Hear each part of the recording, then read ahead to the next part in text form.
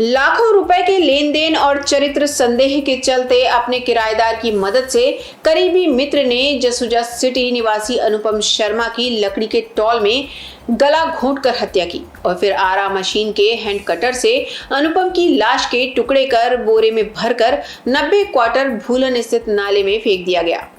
हत्या की जांच कर रही पुलिस द्वारा गिरफ्तार होने के डर से विगत फरवरी माह में अनुपम के करीबी मित्र विनोद वर्मा उर्फ टोनी ने विगत 1 मार्च को अपने घर पर आत्महत्या कर ली। लाखों रुपए के लेन देन और चरित्र संदेह के चलते अपने किराएदार की मदद से करीबी मित्र ने जसूजा सिटी निवासी अनुपम शर्मा की लकड़ी के टॉल में गला घोंटकर हत्या की और फिर आरा मशीन के हैंड कटर से अनुपम की लाश के टुकड़े कर बोरे में भरकर 90 क्वार्टर भूलन स्थित नाले में फेंक दिया। हत्या की जांच कर रही पुलिस के द्वारा गिरफ्तार होने के डर से विगत फरवरी माह में अनुपम के करीबी मित्र विनोद वर्मा उर्फ टोनी ने 1 मार्च 2023 को अपने घर में ही आत्महत्या कर ली। आत्महत्या के पहले टोनी ने सुसाइड नोट लिखा था। इसमें स्पष्ट लिखा था कि उससे बहुत बड़ी गलती हो गई है। हत्या के बाद आरोपियों ने साक्ष्य छुपाने का बहुत प्रयास किया, जिसके बाद पुलिस ने किराएदार रामप्रकाश पुनिया को गिरफ्तार कर लिया। इस बात का खुलासा सोमवार को पुलिस कंट्रोल रूम में एसपी के विद्यार्थी ने किया। एसपी ने बताया कि हत्या करने के बाद टोनी मृतक के परिजनों और पुलिस के संपर्क में रहकर अनुपम की तलाश करने का नाटक करता रहा। जांच में सामने आया कि अनुपम ने लाखों रुपए टोनी के माध्यम से लोगों को उधार दे रखे थे, जिनकी वसूली के लिए वह टोनी पर लगातार दबाव बना रहा था। इसके साथ ही टोनी की अनुपस्थिति में अनुपम के घर आने से टोनी उसके चरित्र पर भी संदेह करता था। पत्रकार वार्ता में एसपी के विद्यार्थी ने बताया कि विगत 16 फरवरी 2023 को जसूजा सिटी निवासी अनुपम शर्मा 45 वर्षीय अपने घर से गायब हुआ था, जिसके परिजनों ने संजीवनी नगर पुलिस थाने में गुमशुदगी की रिपोर्ट दर्ज कराई थी। गत दिवस पुलिस को अनुपम की टुकड़ों में लाश 90 क्वार्टर भूलन नाले में मिली थी, जिसके बाद पुलिस ने क्राइम ब्रांच की टीम के साथ मिलकर जांच शुरू की थी। जांच में पता चला कि मृतक अनुपम आखिरी बार अपने करीबी मित्र विनोद वर्मा उर्फ टोनी के साथ देखा गया है, जिसके बाद पुलिस ने टोनी से पूछताछ करनी शुरू कर दी। टोनी ने पुलिस को बहुत गुमराह किया। जांच में पुलिस को अनुपम की स्कूटर जबलपुर रेलवे स्टेशन की पार्किंग में मिली थी। स्टेप बाय स्टेप यही है कि 16 तारीख को जब ये गायब हुआ तो इसका एक गोडाउन है जिसमें ये बुरादे वगैरह रखता है। वहाँ पर एक शार्प ऑब्जेक्ट है, आरी टाइप के पेड़ वेड़ काटते हैं, उसने जाके उसको काटा और फिर उसके साथ में ये रामप्रकाश पुनिया भी शामिल था। रामप्रकाश पुनिया को भी एक्चुअली उसके घर में किराएदार के रूप में रहता है टोनी के, और कुछ ट्रांजेक्शन उसको पैसे 2 महीने से इसने किराया नहीं दिया था, तो वो चाहता था कि ये किराया तुम्हारा नहीं लूँगा मैं, और कुछ पैसे भी उसको आर्थिक मदद करी होगी, तो वो भी इसके साथ जुड़ गया।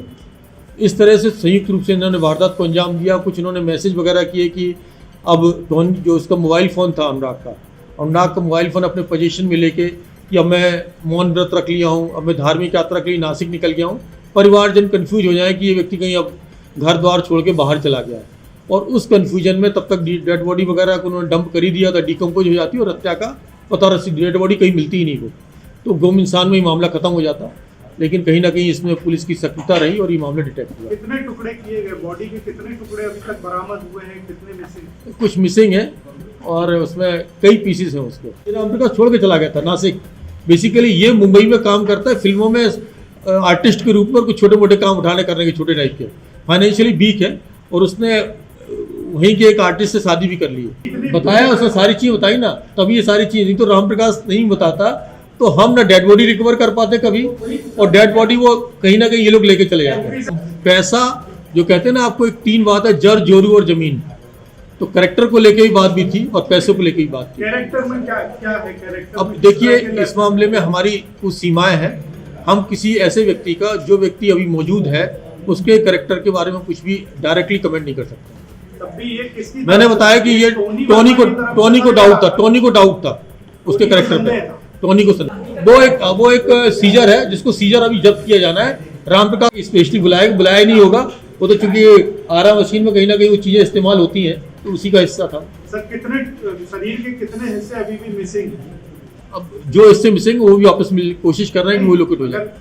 काउंटिंग की बात की जाए तो कितने टुकड़े किए, कितने रिकवर्ड है, कितने बीच में थोड़ा सा पार्ट मिसिंग है, धड़ का, बस और बाकी पार्ट उसकी मिल गई और उसके परिजनों ने उसको आइडेंटिफाई भी कर लिया। सर, एक बस question- only one part is missing. एक क्वेश्चन और आता है कि 2 महीने 50 दिन लगभग हो गए, बॉडी डिकम्पोज नहीं हुई। पॉलीथिन में लपेटी हुई थी ना, वो पॉलीथिन लपेटी नहीं हुई थी, लेकिन ये डिकम्पोज की ओर बढ़ रही थी। मतलब ये हमारा फेलियर हो सकता था तो ये जानवर अनवर भी लेके चले जाते। इस पॉसिबल था, बॉडी डिटेक्ट करना मुश्किल हो जाता, और बॉडी डिटेक्ट नहीं होती तो मामला कॉम्प्लिकेट हो जाता। लेकिन हमारे पत्रकार साथियों ने जैसा कहा कि चीज़ें डिटेक्ट होनी थी, इसलिए डिटेक्ट हो गई, और इसलिए इसमें निग्लिजेंसी की वजह अच्छा काम हुआ, क्योंकि सारे महत्वपूर्ण चीज़ें खत्म हो चुकी थी इसमें। इस बारे में आपसे पृथक से जानकारी लूंगा कि टोनी ने सुसाइड नोट कब लिखा, आपसे पूछ लूंगा पृथक से, तो उसके बारे में कोई सुसाइड नोट जब्त नहीं किया। उसने सुसाइड नोट दिया था, but that was different thing. नहीं, उसने कोई ऐसी चीज नहीं लिखी थी, वो अपनी डिफेंसिव बात लिखी थी ना।